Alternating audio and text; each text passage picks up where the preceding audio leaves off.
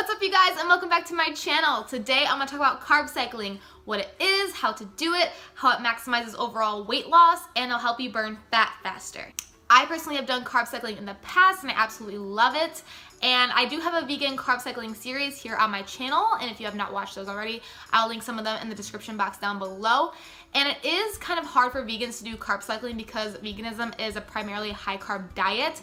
But with the help of vegan mock meats and vegan plant-based substitutes like soy yogurts and stuff, it's actually relatively easy. So if you do want to check those out, again, I'll link them down below.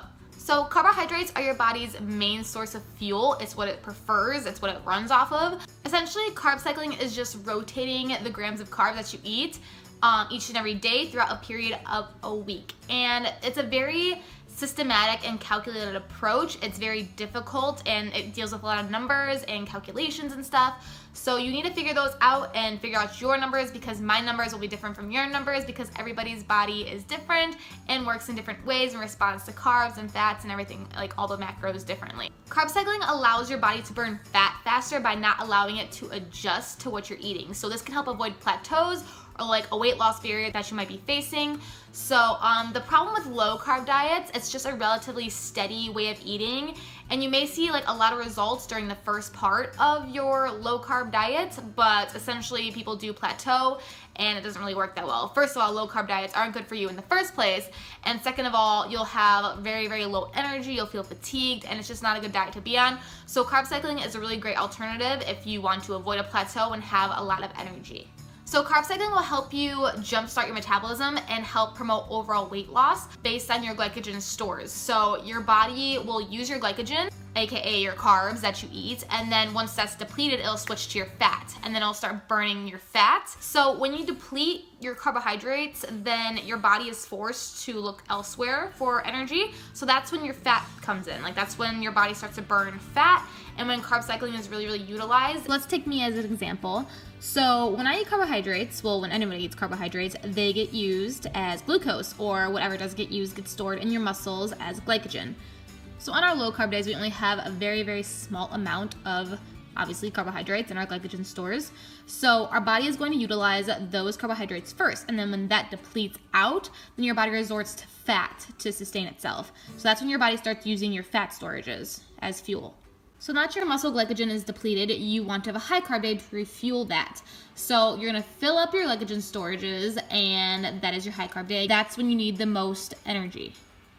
You really want to try to avoid to have 2 high carb days in a row, because you're going to overfill your glycogen storages and your excess gets stored as fat, which you don't want. You want to burn fat, not store fat. So again, dropping down low to a low carb day or a moderate carb day after you've done your high carb day is one of the better ideas to do. So on my high carb days, that is the high calorie days. So I'll be doing workouts such as legs, high volume stuff, high intensity, something that has a lot of activity and that burns a lot of calories. You want to do your high carb day because you need a lot of energy for that. And then a medium, moderately high carb day, I'll probably do back and chest because those are very big muscle groups. And then on my moderately low carb days, I will do arms and, accessory kind of things. And then my low carb day, I will do cardio and abs and just do like that kind of stuff. So I burn fat. And on my low carb days, those are also low calorie days. So again, on your high carb days, you'll have an abundance of calories, primarily over 2,000. So you don't really have to worry about feeling depleted or lethargic on your low carb days, because you'll still like kind of be burning that, if that makes sense. You're primarily cycling complex carbohydrates. So oats, sweet potato, rice, quinoa, fruits, and all that kind of stuff. So complex carbohydrates, you are cycling on and off. Green leafy vegetables are also carbohydrates, but they're not complex carbohydrates. So you don't really have to worry about those as much. You can eat as much of those as you want. So you're gonna manipulate your carbohydrates and your fats, but your protein content stays the same. So on your high carb days, you'll have low fat, and on your low carb days, you will have high fat. And to figure out protein, you normally need 1 gram of protein per pound of body weight. So for me, I'm actually 143 pounds right now, but I'm just gonna keep my protein at 135 because that's the weight that I want to drop to. I'll show you an example of my personal carb cycle routine. This will be different for everybody because, again, everyone's different. So let's get into this.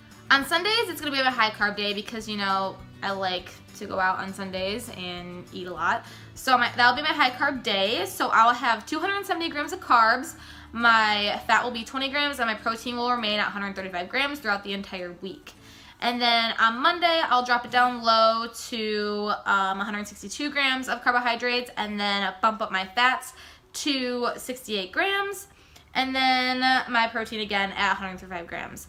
And then on Tuesdays, I'll have higher carbs, so I will have 216 grams of carbohydrates, 44 grams of fat, and I'll lower it because, again, it is more carbs, and then 135 grams of protein. And then Wednesday, I will have another high carb day because I like to space out my leg days evenly. So again, I will have 270 grams of carbs, 20 grams of fat, and 135 grams of protein. And then since that is a high carb day, I will drop it down low to my lowest carb days because I don't need that much energy the next day. So I'll have 108 grams of carbs, 135 grams of protein, and 92 grams of fat. And then Friday, I'll have my moderate low grams of carbohydrates, which again will be 162 grams of carbs, 68 grams of fat, and 135 grams of protein. And then Saturday, I'll either alternate between 162 or 108 because, again, on Sunday, I will have a high carb day. Carb cycling, just like any other diet, takes time and consistency, and you can't expect to just do this for 3 days and see results. You need to do it for at least 3 weeks to see results. I recommend doing carb cycling for 4 weeks on, 2 weeks off, and then again, just doing that. So that'll help your body from adjusting to carb cycling. Again, you don't want to have that plateau. So I hope this all made sense to you guys. If you did enjoy this video, please give it a thumbs up and subscribe to my channel down below. Thank you guys so much for watching, and I'll see you guys next video.